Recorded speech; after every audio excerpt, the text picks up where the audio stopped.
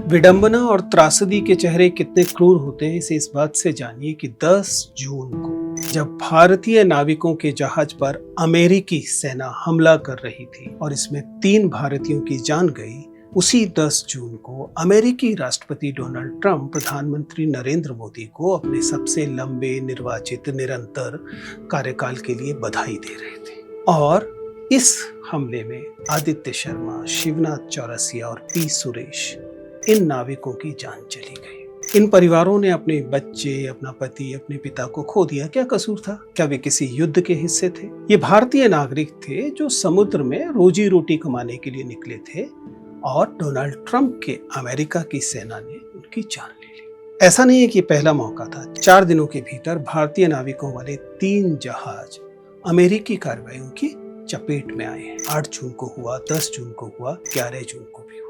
ऐसे लोग जो किसी युद्ध का हिस्सा नहीं थे।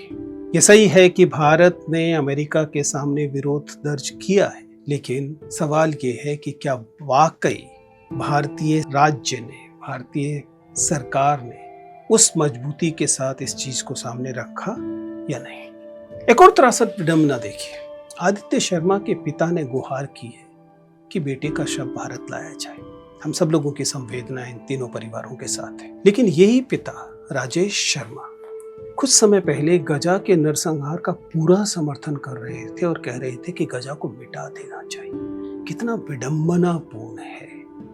यहां से लोगों के मन में एक सवाल उठना चाहिए। सवाल यह है कि एक मजबूत राष्ट्र क्या होता है?